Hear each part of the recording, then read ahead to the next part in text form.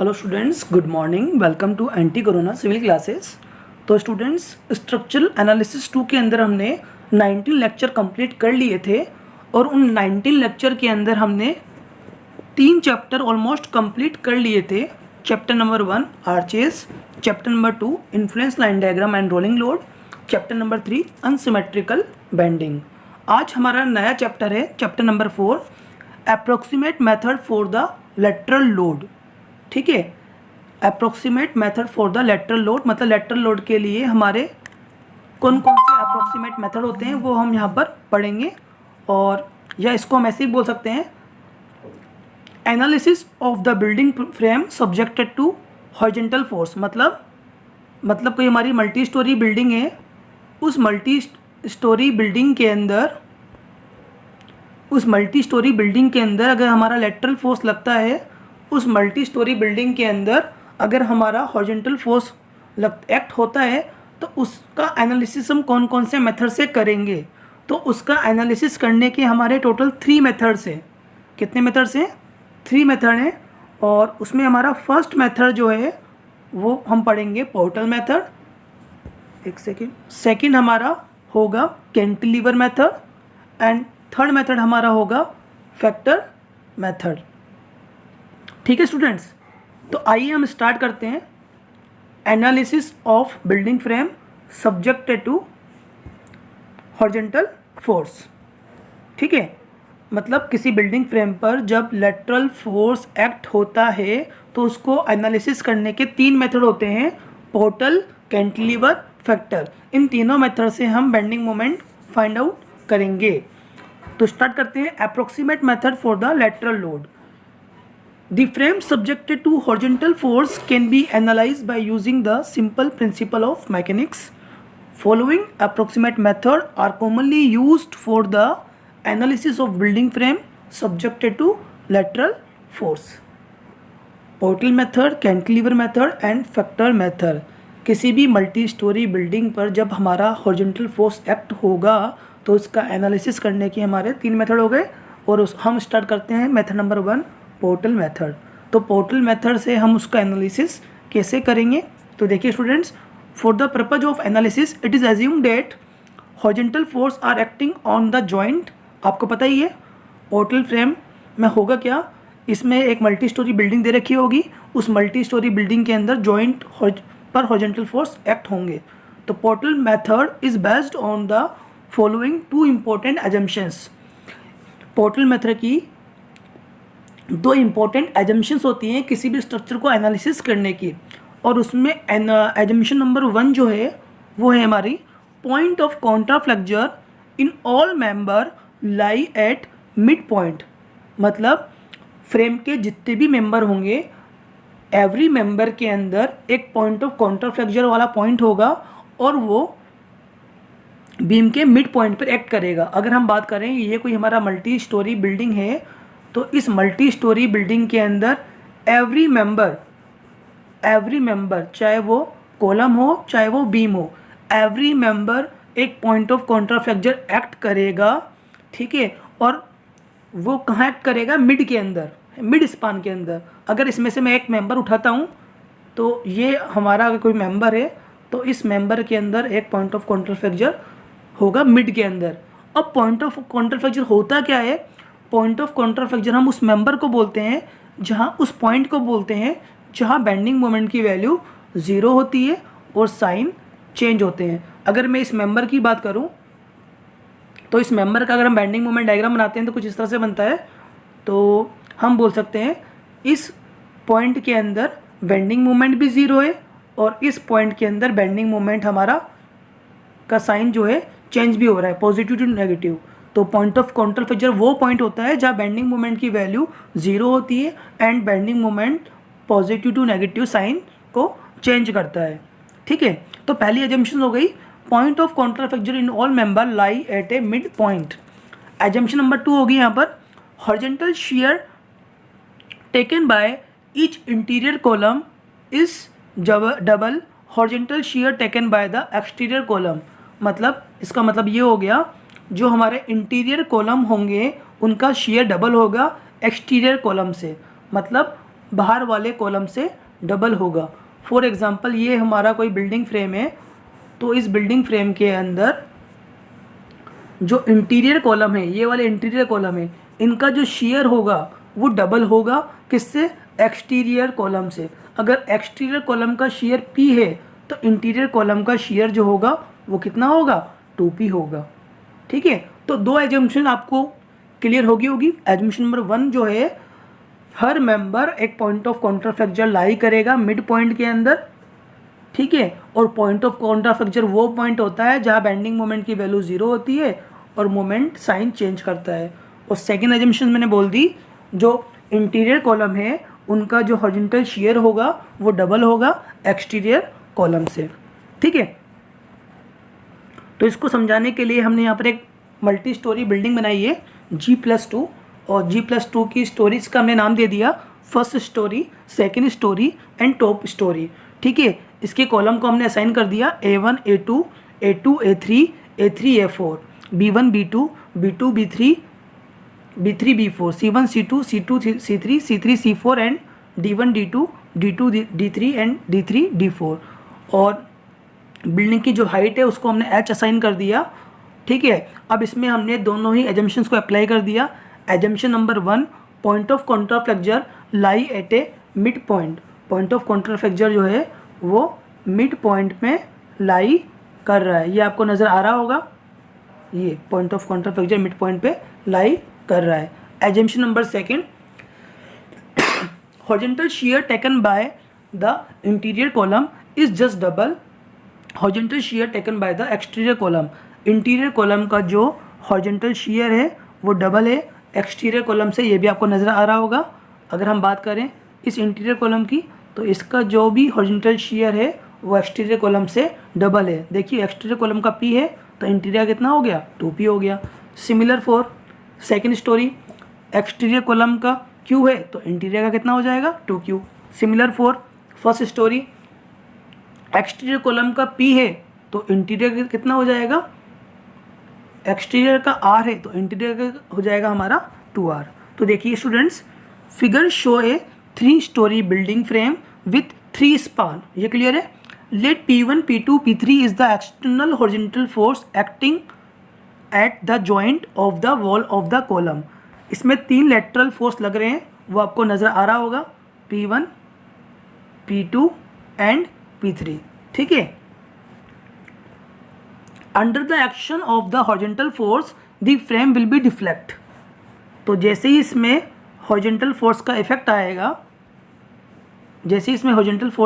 आएगा, उस वजह से फ्रेम क्या होगा? हल्का सा डिफ्लेक्ट होगा लेटरल डायरेक्शन के अंदर।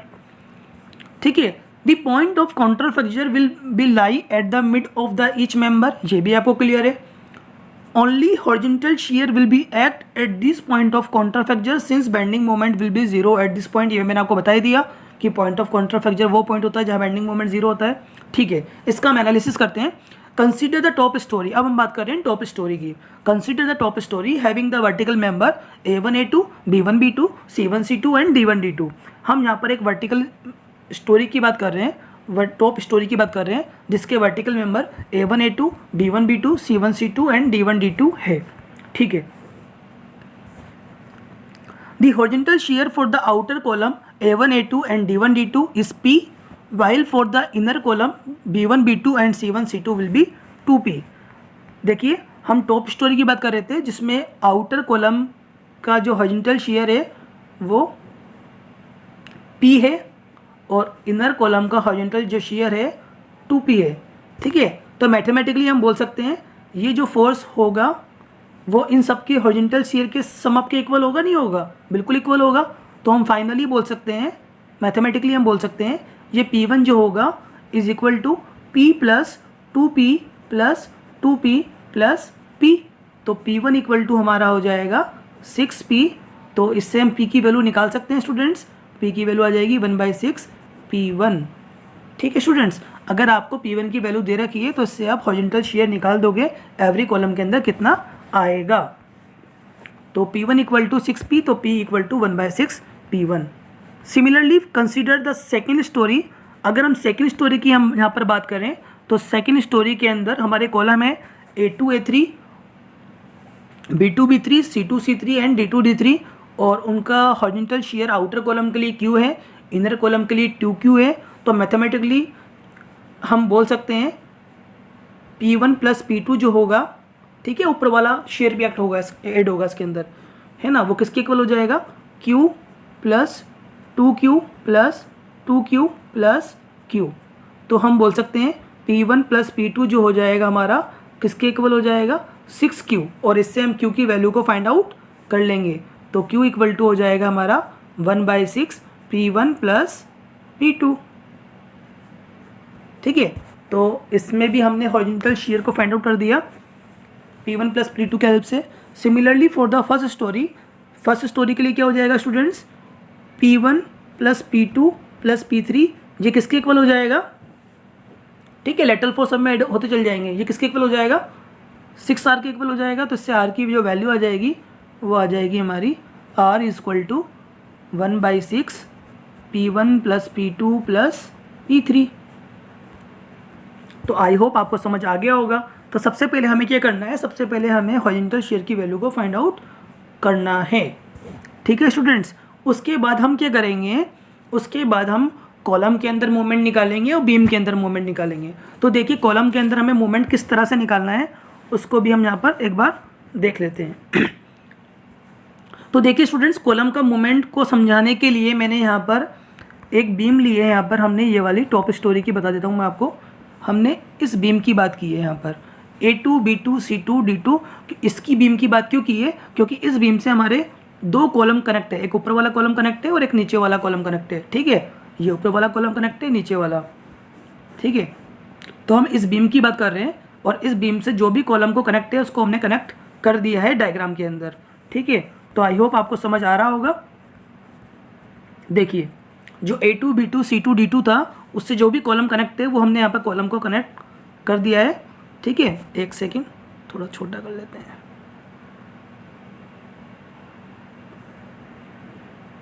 तो यहाँ पर हमने कॉलम को कनेक्ट कर लिया है और आपको नज़र आ रहा होगा इस बीम से पहला कॉलम A1 A2 है, A2 A3, B1 B2, B2 B3, C1 C2, C2 C3।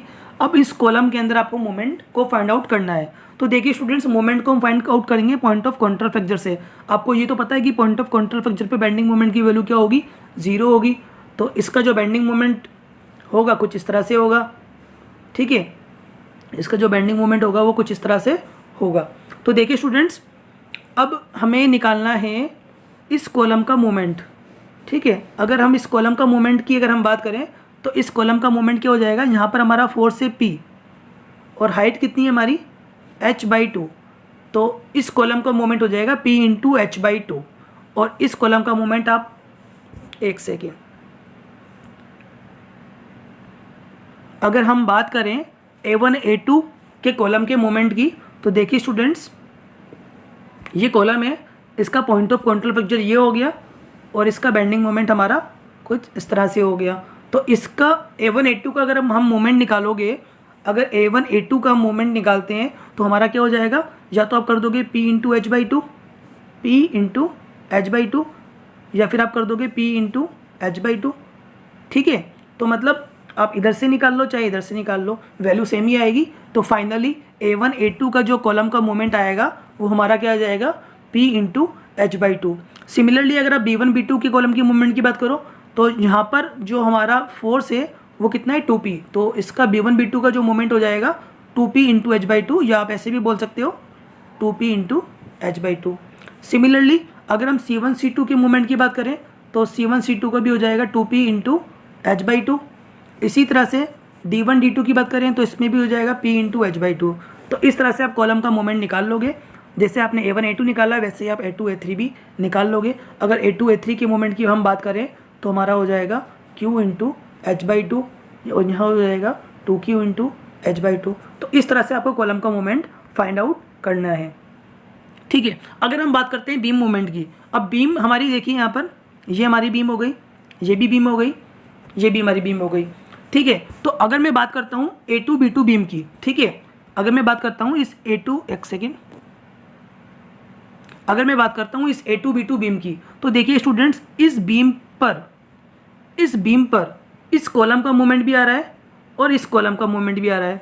तो एक तरीका ये हो गया हमारा, A2B2 बीम का जो मोमेंट होगा वो दोनों कॉलम के मोमेंट के सम के इक्वल हो जाएगा, या तो आप ऐसे बोल दीजिए, ठीक है। या फिर एक तरीका और है, वो क्या है, तो इस बीम का जो मोमेंट हो जाएगा P इंटू H/2 और Q इंटू H/2। तो इस बीम का जो मोमेंट हो जाएगा उसको हम ये भी बोल सकते हैं P plus Q into H/2।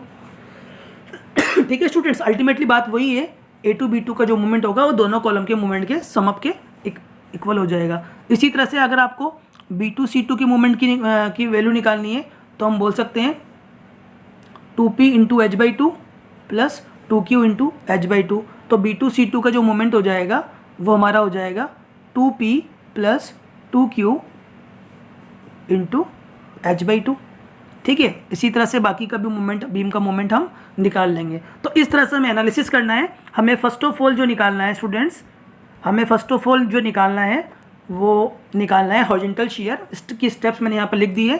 पहली स्टेप जो हमें करनी है, calculation steps for the portal method. पहली स्टेप जो हमें करनी है, कैलकुलेट द हॉरिजॉन्टल शियर। जैसे ही आपका हॉरिजॉन्टल शियर आएगा, आपकी सेकंड स्टेप होगी calculate the moment at the end of the column. हमें कॉलम के एंड्स पर मोमेंट को फाइंड आउट करना है। और जैसे ही हमारा कॉलम का मोमेंट आएगा, हमारी नेक्स्ट स्टेप होगी calculate the moment at the end of beam. मतलब कॉलम के मोमेंट की हेल्प से हमें बीम के मोमेंट को फाइंड आउट करना है, ठीक है स्टूडेंट्स। और कॉलम के मोमेंट को हम यहाँ पर कैपिटल M से रिप्रेजेंट करेंगे और बीम के मोमेंट को हम यहाँ पर स्मॉल m से रिप्रेजेंट करेंगे। और जैसे ही आपका बीम का मोमेंट आएगा, हमारी नेक्स्ट स्टेप होगी calculate the shear in the beam. फिर हम शियर निकालेंगे हर बीम के अंदर कि किस बीम में कितना शियर आ रहा है, ठीक है। और शियर के मोमेंट को हम, शियर फोर्स को हम F से रिप्रेजेंट करेंगे। किससे रिप्रेजेंट करेंगे? F से।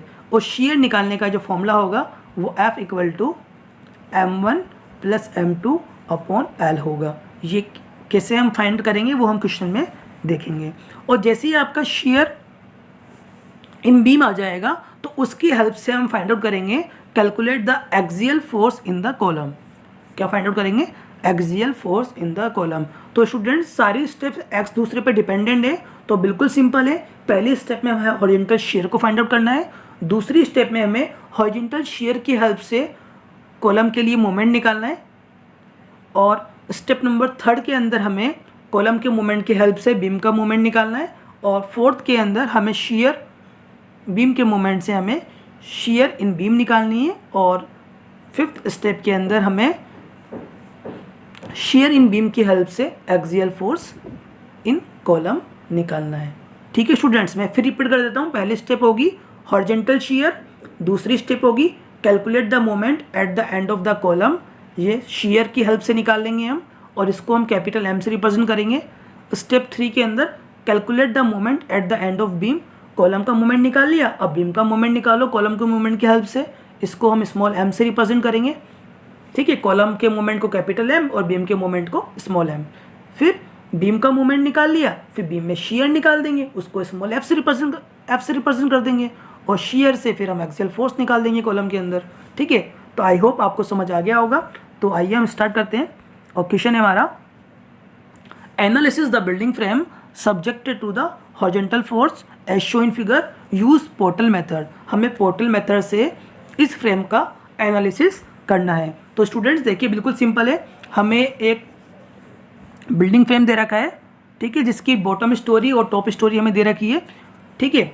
और ABCDEFGHIJKL, ठीक है, इसके हमारे जॉइंट शो हो रहे हैं, ठीक है। अगर हम टॉप स्टोरी की बात करें तो टॉप स्टोरी के हमारे column AE, BF, CG and DG हैं, और बॉटम स्टोरी के कॉलम हमारे EI, FJ, GK और HL है, ठीक है। और टॉप स्टोरी के अंदर A पॉइंट पर जो लेटरल फोर्स एक्ट हो रहा है हमारा 120 एक्ट हो रहा है, और E पॉइंट पर जो हमारा लेटरल फोर्स एक्ट हो रहा है वो 180 किलोन्यूटन एक्ट हो रहा है। और हाइट ऑफ द बिल्डिंग जो है हमारी 3.5 मीटर है, और तीनों का स्पान हमें दे रखा है 7 मीटर, 3.5 मीटर एंड 5 मीटर। तो हमें करना क्या है, हमें इसका एनालिसिस करना है यूजिंग द पोर्टल मेथड, और पोर्टल मेथड के एनालिसिस के अंदर हम 5 स्टेप्स करते हैं, वो आपको पता ही है। और 5 स्टेप्स के अंदर पहले स्टेप जो होती है वो क्या होती है, कैलकुलेट द हॉरिजॉन्टल शियर। तो पहला काम हमारा जो होगा, ये हमें जो लेटरल फोर्स दे रखा है, इस लेटरल फोर्स की वजह से हमें हर कॉलम का ये हॉरिजॉन्टल शियर फाइंड आउट करना है। लेकिन उसको फाइंड आउट करने से भी पहले हम, आपको पता है पोर्टल मेथड की 2 अजम्पशंस होती है, तो सबसे पहले हम उस 2 अजम्पशंस को यहाँ पर अप्लाई करेंगे। पहली अजम्पशन क्या आती है हमारी, point of counter fracture lie at a mid point, point of counter fracture her point के मिड में लाई करेगा।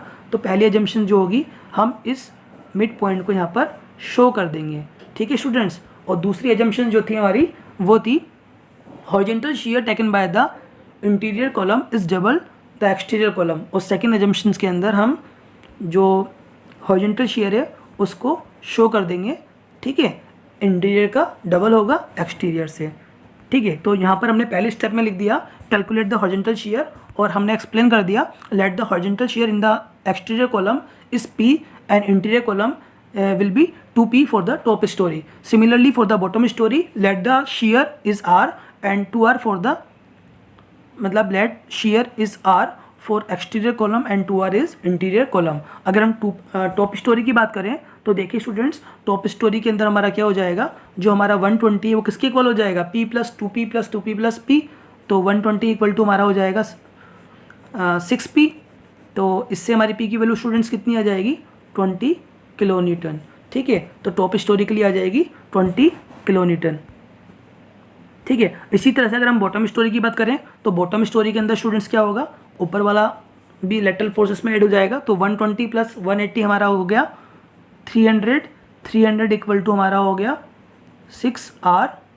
तो R इक्वल टू हमारा हो जाएगा 50 किलो न्यूटन, ठीक है। तो पहला काम हो गया हमारा, हमने हॉरिजॉन्टल शियर निकाल दिया जो भी आपको लेटरल फोर्स दे रखा था।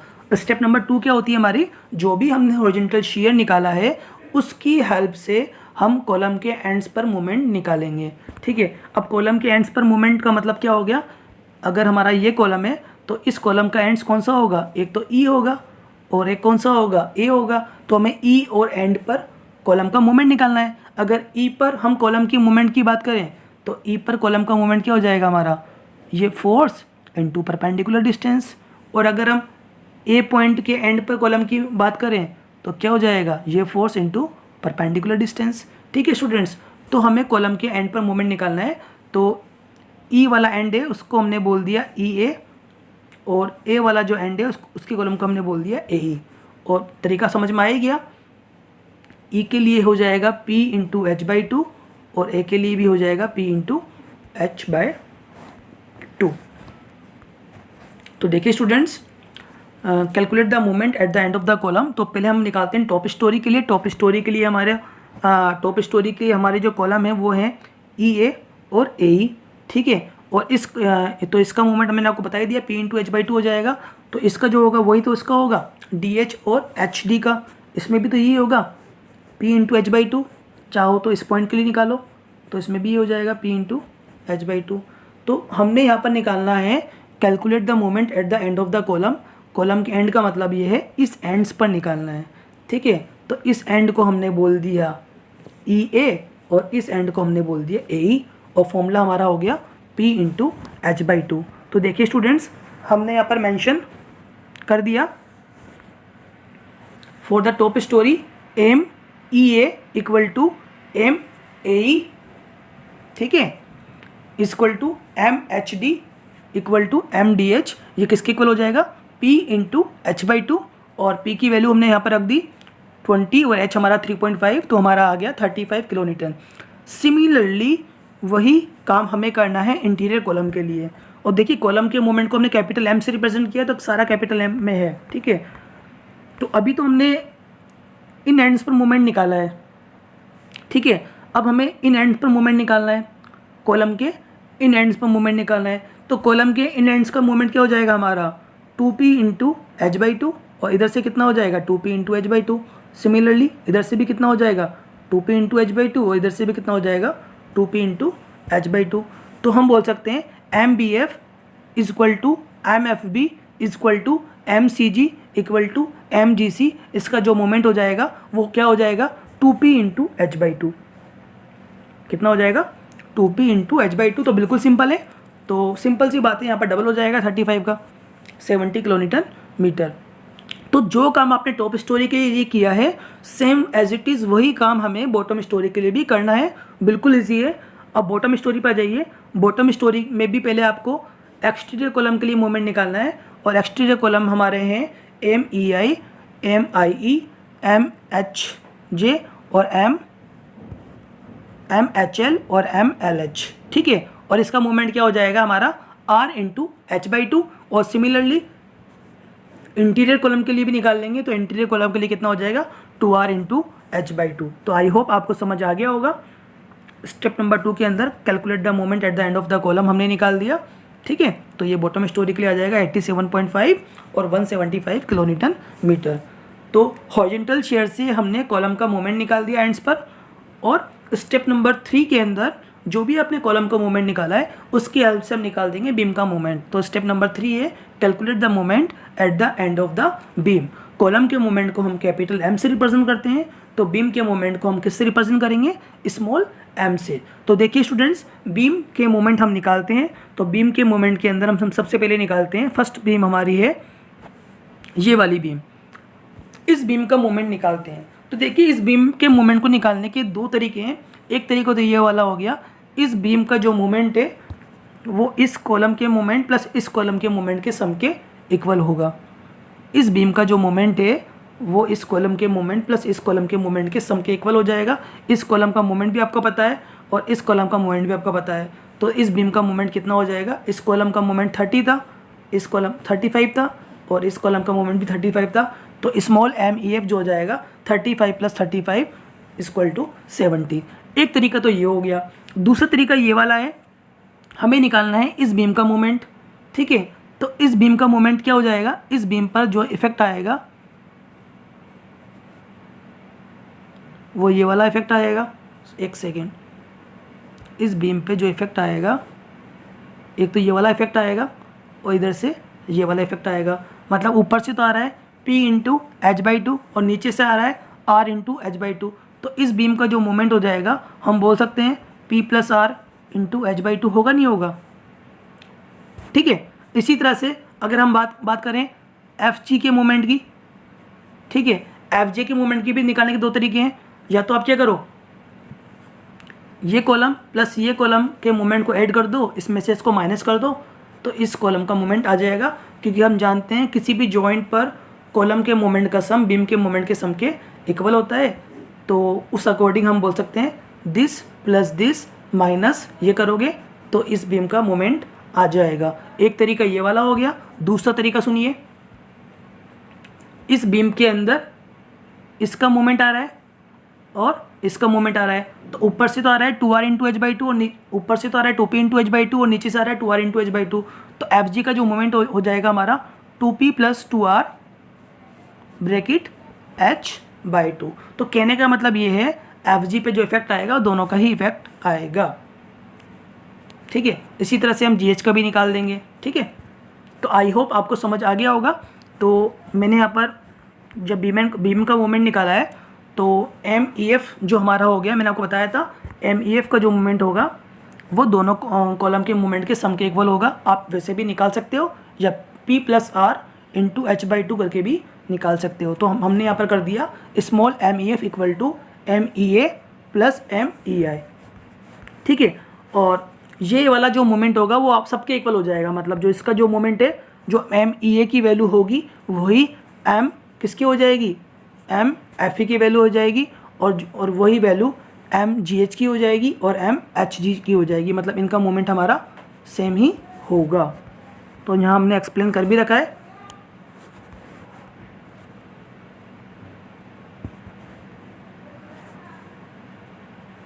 तो देखिए स्टूडेंट्स, ये सारे मोमेंट की वैल्यू हमारी सेम ही आ जाएगी। मतलब जो इस बीम की मोमेंट की वैल्यू होगी वही इसकी होगी, वही इसकी होगी। आप चाहो तो मैथमेटिकली चेक भी कर सकते हो। ठीक है स्टूडेंट्स, इसी तरह से हाँ, और मैंने आपको बता भी दिया तरीका निकालने का। निकालना कैसे है, P plus R into h/2 जो मैंने बताया था वही यहाँ पर हमने एक्सप्लेन किया है। कहने का मतलब ये है, इस एम ए एफ का जो मोमेंट है आप दो तरीके से निकाल सकते हो। इस कॉलम का मोमेंट प्लस इस कॉलम का मोमेंट का सम अप करोगे तो इसका मोमेंट आ जाएगा। एक तरीका ये था, और दूसरा तरीका क्या था हमारा, ये पी यहाँ पर मोमेंट दे रहा है और आर भी यहाँ पर मोमेंट दे रहा है, तो इस बीम का मोमेंट हो जाएगा P plus R into H/2। Same process इनके लिए भी अप्लाई होगा, ठीक है।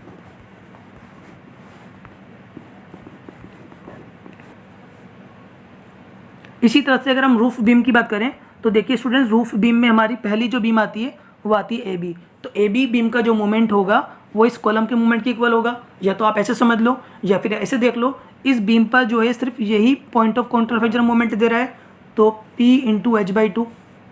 तो हम बोल सकते हैं MAB का जो मोमेंट होगा वो P इंटू H/2 के इक्वल होगा, या AB बीम का जो मोमेंट होगा वो MAE कॉलम के मोमेंट के इक्वल होगा, ठीक है। सिमेट्री के तो AB का जो मोमेंट है वही BC के इक्वल होगा, वही CD के इक्वल होगा। आप मैथमेटिकली भी चेक कर सकते हो, ठीक है। तो इसी तरह से हमने रूफ का मोमेंट भी निकाल दिया। Roof beam MAB equal to MAE, और सारी बीम का मोमेंट सेम हो जाएगा, और इसको आप चेक भी कर सकते हो P इंटू H/2 से। तो कॉलम के मोमेंट से हमने बीम का मोमेंट निकाल दिया। अब जैसे ही हमारा बीम का मोमेंट आ जाएगा तो स्टेप नंबर 4 के अंदर हम बीम के मोमेंट की हेल्प से हम शियर इन बीम निकाल देंगे, और शियर इन बीम को हम F से रिप्रेजेंट करते हैं। तो देखिए students, since there is no external vertical force acting on the beam, तो यहाँ पर शियर इन बीम निकालने का फॉर्मूला होगा M1 plus M2 upon L। M1 plus M2 upon L मतलब किसी भी बीम का शेयर निकालने का सिंपल सा फॉर्मूला है। फॉर एग्जांपल अगर हम EF बीम के अंदर शेयर निकाल रहे हैं तो हम बोल सकते हैं F EF जो है हमारा वो किसके इक्वल हो जाएगा, M1 plus M2 upon L।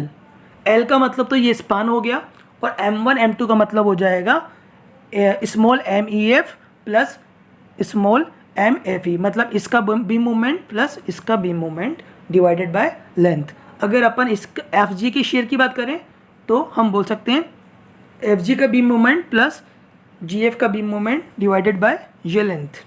अगर हम GL के शेयर की बात करें तो हम बोल सकते हैं GL का बीम मूवमेंट प्लस GL का बीम मूवमेंट GH का बीम मूवमेंट प्लस HG का बीम मूवमेंट डिवाइडेड बाय ये लेंथ, ठीक है।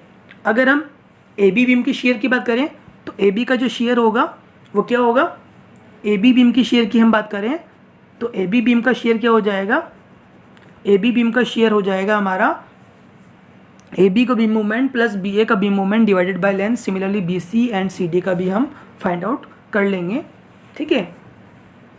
तो कुछ नहीं करना, बीम का एंड मोमेंट का सम करना है, डिवाइडेड बाय लेंथ करनी है, तो शेयर आ जाएगा बीम के अंदर। Calculate the share in the beam में हमें क्या करना है, बीम के मोमेंट का सम करना है, डिवाइडेड बाय लेंथ करनी है, तो उस बीम का मोमेंट हमारे पास आ जाएगा। अगर FEF का हमारा बीम मोमेंट 35 अपवर्ड डायरेक्शन में है तो FE का डाउनवर्ड डायरेक्शन के अंदर होगा, ठीक है। तो ये मोमेंट निकालने के बाद हम लास्ट स्टेप में निकालेंगे calculate the axial force in the column. Beam में शेयर निकाल दिया तो कॉलम में हम क्या निकालेंगे, एक्सियल फोर्स निकालेंगे। अब कॉलम में एक्सियल फोर्स हमें कैसे निकालना है, तो देखिए स्टूडेंट्स, कॉलम में सबसे पहले तो हम एक्सटीरियर कॉलम के अंदर एक्सियल फोर्स को फाइंड आउट करेंगे। तो देखिए स्टूडेंट्स, एक्सियल फोर्स को एक्सटीरियर कॉलम में कैसे फाइंड आउट करते हैं, तो सबसे पहले तो हमें ये पता करना है कि एक्सटीरियर कॉलम कौन कौन से हैं। एक्सटीरियर कॉलम हमारा ये वाला है, एक्सटीरियर कॉलम हमारा ये वाला है, एक्सटीरियर कॉलम हमारा ये वाला है, और एक्सटीरियर कॉलम हमारा ये वाला है। तो पहला एक्सटीरियर कॉलम हमारा हो गया AE। तो AE का अब आपको पता है एक्सियल फोर्स किस पर डिपेंड करेगा, शेयर पर। तो AE का जो एक्सियल फोर्स होगा वो AB बीम के शेयर के इक्वल होगा। क्लियर। सिमिलरली जो DH का एक्सियल फोर्स होगा वो DC के शेयर के इक्वल होगा। इसमें कोई दिक्कत नहीं है। एक बार फिर सुन लीजिए, AE का जो एक्सियल फोर्स होगा वो किसके इक्वल हो जाएगा, AB के इक्वल हो जाएगा, और DH का जो एक्सियल फोर्स होगा वो किसके इक्वल हो जाएगा, CD के इक्वल हो जाएगा। यहाँ तक कोई डाउट नहीं है आपको, ठीक है। अब हम बात करते हैं ये बॉटम वाले एक्सियल फोर्स की। तो बॉटम में हमारा EI है, EI का जो एक्सियल फोर्स होगा वो किसके इक्वल हो जाएगा, ई एफ के इक्वल हो जाएगा, बट इसमें ये वाला इफेक्ट हम माइनस, इसमें हम ये वाला इफेक्ट ऐड और कर देंगे, माइनस नहीं करेंगे, ऐड कर देंगे। इसी तरह से ये वाला जो एक्सियल फोर्स होगा वो किसके इक्वल हो जाएगा, इसके इक्वल हो जाएगा, और इसमें हम ये वाला इफेक्ट ऐड, एक सेकंड में देख लेता हूँ, एक सेकंड में आपको बता देता हूँ, एक मिनट। देखिए पहले हमने बात की थी एक्सियल फोर्स इन एई का जो एक्सियल फोर्स था वो shear in beam A B के शेयर के इक्वल होगा। तो देखिए स्टूडेंट्स, एई का जो एक्सियल फोर्स था वो किसके इक्वल हो गया, ए बी के शेयर। इसी तरह से डी एच का जो एक्सियल फोर्स हो जाएगा वो डी सी के शेयर बीम के इक्वल हो जाएगा, यहाँ तक कोई डाउट नहीं है। अब हम बात कर रहे हैं ई आई। तो देखिए स्टूडेंट्स, ई आई का जो एक्सियल फोर्स है हमारा,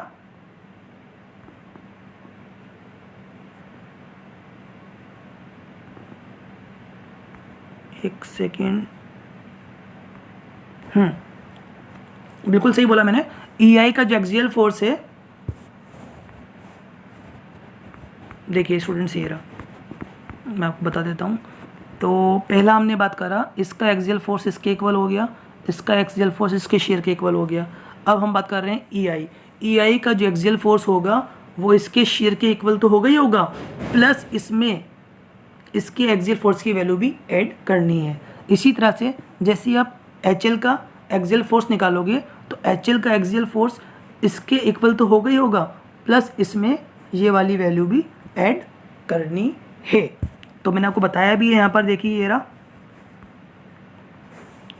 axial force E I, axial force E I is equal to share in E F plus axial force A E. इसी तरह से